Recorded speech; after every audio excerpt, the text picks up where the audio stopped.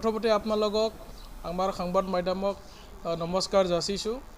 আজি খালবাৰী জিলাৰ অন্তৰ্গত খালবাৰী যুৱ BPFৰ কাৰ্যালয়ত আমাৰ খালবাৰী জিলা যুৱ BPF আৰু বড়োলেণ্ড ছাত্ৰ সন্থা BPFৰ এটা ছাত্ৰ সন্থা আমি যৌথভাৱে এটা আলোচনাত মিলিত হৈছিলোঁ আৰু এখন আলোচনাত আমাৰ প্ৰত্যেকটো প্ৰাইমাৰী পৰ্যায়ৰ ব্লক পৰ্যায়ৰ যুৱ BPF আৰু BSCৰ সকলো সদস্য আজি সভাখনত উপস্থিত আছিলে। আমি আগন্তুক দিনত আমাৰ সাংগঠনিক ভেটি আমি কেনেকৈ মজবুত কৰিব লাগে, আমাৰ BPF দলৰ কেনেকৈ আমি মজবুত কৰিব লাগে, সকলো কথাবিলাক আমি বহল বৃদ্ধিত আজিৰ সভাখনত আমি আলোচনা কৰিছোঁ আৰু কিছুমান আগন্তুক নিৰ্বাচনৰ কাৰণে কিছুমান ৰণকৌশল আমি তৈয়াৰ কৰিছোঁ আৰু আমি ভাবোঁ আগন্তুক লোকসভা নিৰ্বাচন আমাৰ 1 নম্বৰ কোকৰাঝাৰ আমাৰ সদ্য ঘোষিত প্ৰাৰ্থী খাম্ফা বৰগোহাঁই ছাৰক আমি কেনেকৈ বিপুল ভোটত জয়যুক্ত কৰাই তেখেতক এজন লোকসভাৰ আমি নিৰ্বাচিত কৰিব লাগে, এই কথাবিলাক আমি আজিৰ সভাখনতে আমি আলোচনা কৰিছোঁ আৰু আমাৰ খালবাৰী জিলা যুৱ BPF BSC সকলো সক্ৰিয় সদস্য আৰু তেখেতসকলে উপস্থিত আছিলে। আমাৰ যিকোনো পৰিস্থিতিত আমি জিকাবৰ কাৰণে সাজু আৰু যিকোনো পৰ্যায়ত কাম কৰিবৰ কাৰণে আমাৰ সাংগঠনিক ভেটি বহুত মজবুত। খালবাৰী জিলাত আজিও মানে বহুত সিনিয়ৰ আমাৰ দলৰ নেতাসকলে তেখেতসকলে উপস্থিত আছিলে। বহুত মানে পৰামৰ্শমূলক ভাষণ ৰখা হৈছে।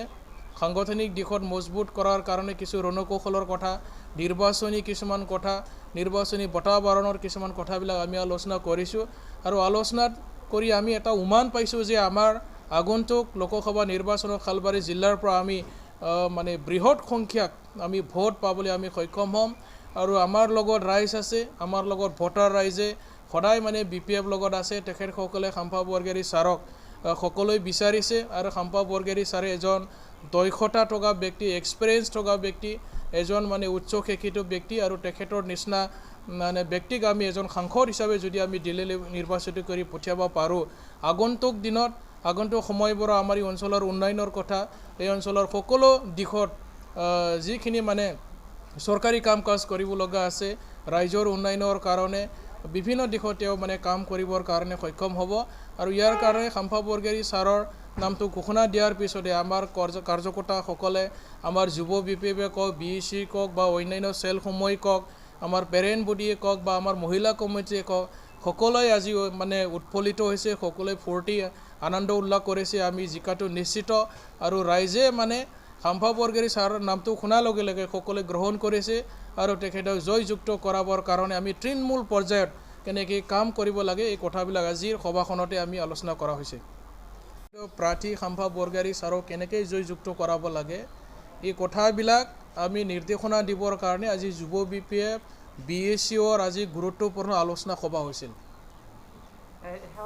একো প্ৰভাৱ নাই, তেখেতৰ নামটো আমি ল'বই বিচৰা নাই। তেখেতে কি প্ৰভাৱ পেলাব? যদি ইমান শক্তিশালী হ'লেহেঁতেন তেখেতৰ লগতো বহুত আমাৰ দলৰ নেতা কৰ্মী চেণ্ট্ৰেল পৰ্যায়, জিলা পৰ্যায়, ব্লক পৰ্যায় যাব লাগিছিল। আজিতো যোৱাই নাই তেখেতসকলৰ লগত, কোনো এজন ব্যক্তি আমাৰ যোৱাই নাই। 2-3টামান প্ৰাইমাৰী সদস্য গৈছে, ইয়াৰ বাহিৰে আৰু কোনো যোৱা নাই। তেখেতে যোৱাৰ পিছত কিন্তু আমি শুনিবলৈ পাইছোঁ যে UPPL দলত তেওঁলোকৰ মাজতে মানে কোৱা কামোৰা তেখেতক মানে 50%ৰ অধিক ব্যক্তি আজি গ্ৰহণ কৰা নাই। কিন্তু তেওঁ বিভিন্ন অভিযোগ উত্থাপন কৰিছে, হাগ্ৰামা মহিলাৰী বা BPF দলে হেনো গণতন্ত্ৰৰ ওপৰত চলে, গণতন্ত্ৰক গুৰুত্ব নিদিয়ে। এইবিলাক মিছা কথা, এইবিলাক তেওঁ কোৱা কথা।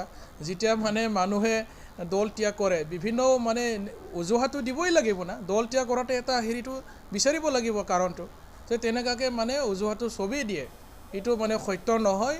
আজি BPFক ৰাইজে ভাল পায়, BPF লগত ৰাইজ আছে।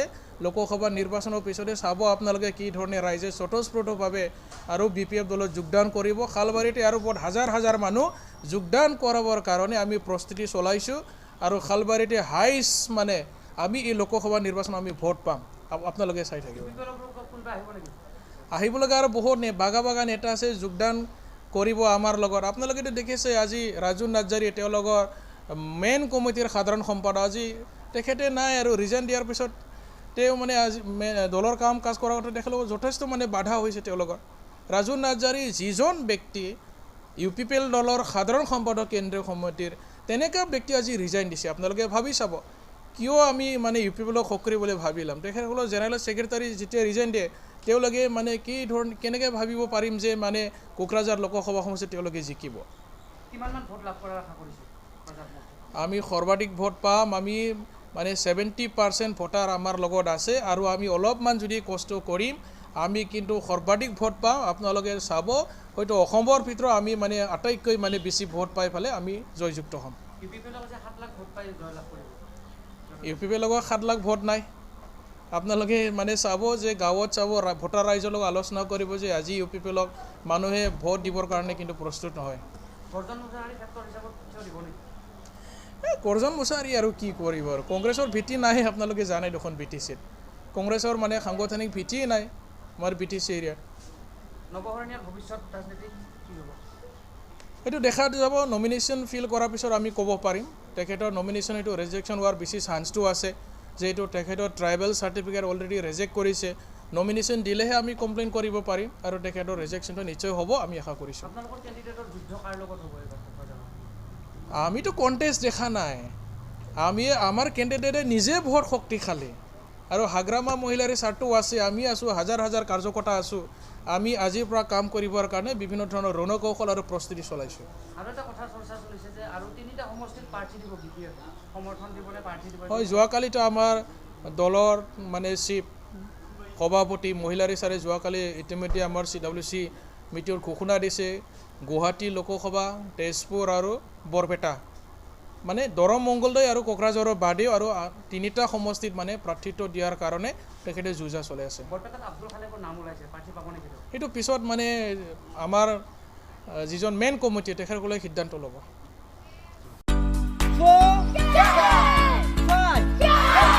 नोंथांमोनहा गावबा गावनि गथ'खौ काराटेनि सासे राफोद गेलेगिरि खालामनो गोसो दं नामा? हादरसायारि, हादरारि, हादर गेजेरारि थाखोसिम गेलेग्रा खालामनो गोसो दंब्ला नोंथाङा गोबाव दा खालामसै।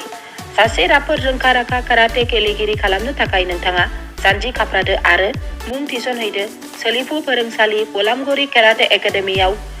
रोखा खौरांनि थाखाय 8720903713 मबाइल नाम्बाराव कन्टेक्ट खालामनो हागोन।